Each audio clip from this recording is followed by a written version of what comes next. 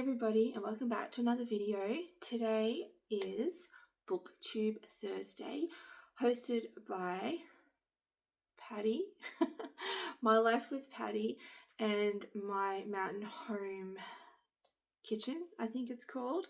I'm shocking. I need to write it down and have little cue cards. Anyway, I will tag them below in the description or in the heading, so you'll be able to go over and check their channels out.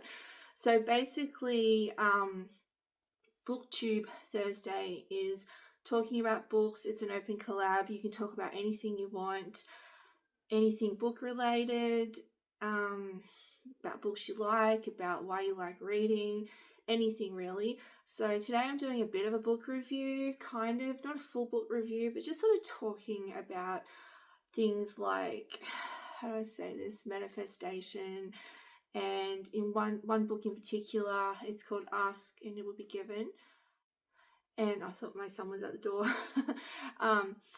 And it is by Esther and Jerry Hicks. And it is a book that I read a while ago. I didn't read all of it. I only read the first part. And it's rather interesting. And I am very interested in, things that you can't see, the unknown, I've always been fascinated by mysteries. That's what it is, mysteries. So I love conspiracy theories. I love unsolved mysteries.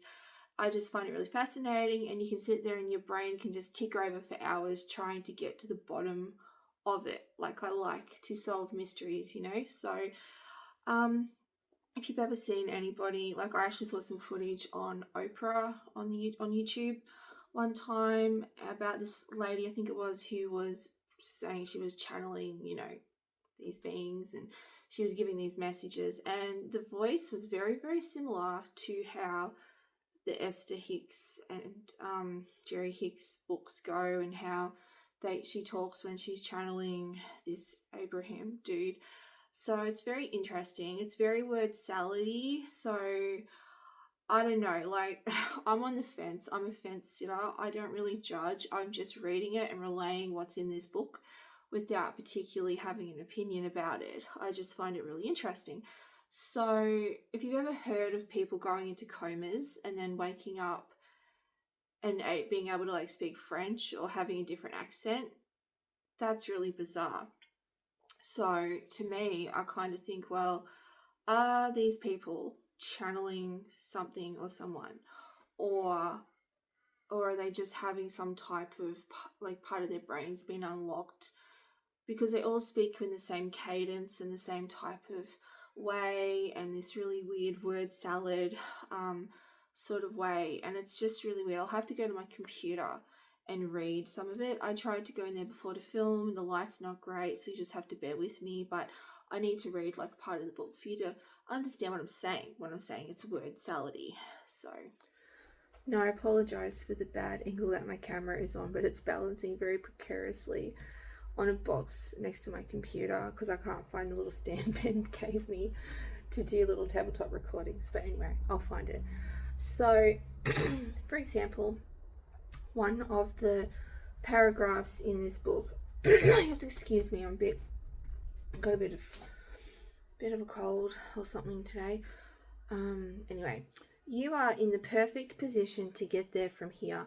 Nothing has to change in your environment or in the circumstances that surround you for you to begin to deliberately allow your own connection to the stream of well-being. You could be in prison, okay? You could have been diagnosed with a terminal illness. You could be facing bankruptcy, or you could be in the middle of a divorce. Still, you are in the perfect place right now to begin. And we also want you to understand that this will not require a great deal of time, for it only requires a simple understanding of the universal laws and a determination to move toward a state of allowing. So that's quite chunky in the way it's worded, but they're basically saying it doesn't matter what's going on in your life. If you change your attitude, your outlook will improve, even if you've got a terminal illness.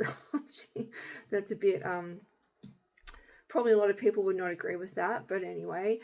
But it's saying, you can allow things to start to come in, allow the positivity, So, a lot of people are not going to agree with that, but this is what the law of attraction states. So I'm just reading what it says and showing you how everything is It's just written in a chunky way.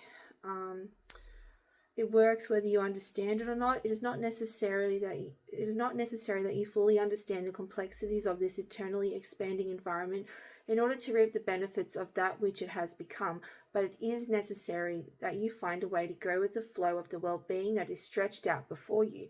So in that sorry in that effort we offer these words, there is only a stream of well-being that flows. You can't allow it or resist it, but it flows just the same.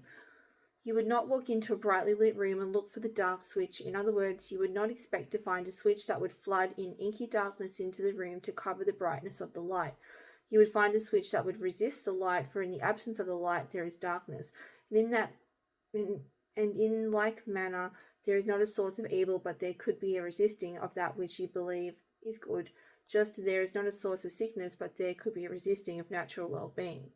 So, I'm not going to comment. People can make their own comments on that. But like I said, I find it interesting. And, I'm giving it a read. And I do think that just changing your attitude can help a lot. Sometimes we can't change our circumstances, but we can choose how we respond to it. That's what I get out of this. On a purely logical level, if nothing else. So yeah, anyway. Okay, so the other thing too, when it comes to manifestation, I am very open-minded about it, because I think that self-fulfilling prophecies are a thing. I think it's setting a goal, telling yourself a repeated script constantly. You are what you eat, you are what you think. And that is so true. And so some of manifestation is, I believe, just simply goal setting. If you focus on something and you concentrate on something, then obviously you're going to have that at the forefront of your mind, and you're going to be constantly thinking, yes, I want to achieve this, like an athlete or somebody who enters a competition, that's based on skill. You are constantly telling yourself that you're going to achieve this, and you're visualizing it. You close your mind and you visualize it, and you just imagine doing it. Your brain actually sort of being trained, without actually doing the thing. But if you're constantly thinking about it, then your brain is sort of getting some type of training, because your brain can't tell the difference between reality and fantasy, really. So if you're imagining running a race and winning all the time, then on some level your brain is actually believing that that's happened, or you're capable of it. I don't really understand how it works, but that's what I've read. So I think part of manifestation is just that. But I also do believe in energy and vibrations and things. Like, if you are sad, people can pick up on that. If you are confident, people can pick up on that. So I do think that we do give off vibes and we do give off energy as people, and other people pick up on that.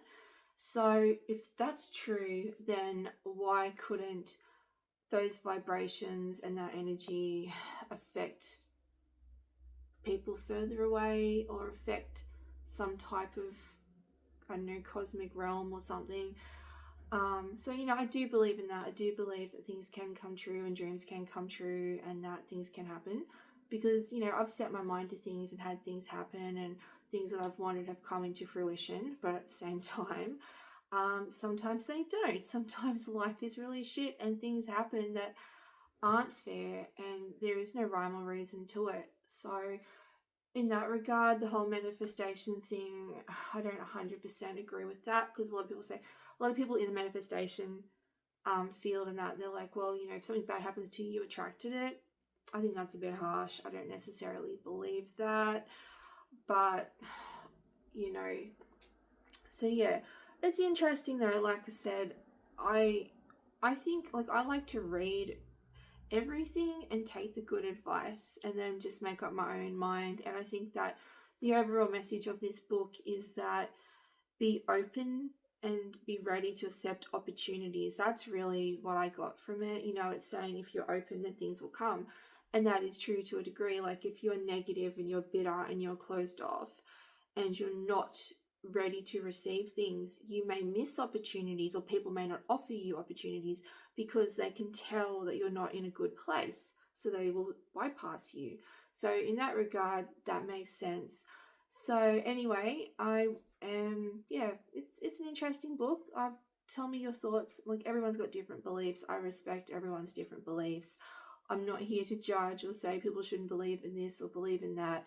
I'm just simply relaying what I've read and saying that there is something positive that you can take away from it, even if you don't necessarily believe everything about it. So thank you for watching my BookTube Thursday, and I will jump in the comments of other videos and watch your videos. Yeah, I'm enjoying BookTube Thursday. It's probably my favorite collab because I love books. I'm passionate about books. So yeah, have a great week, everybody. Thanks for watching.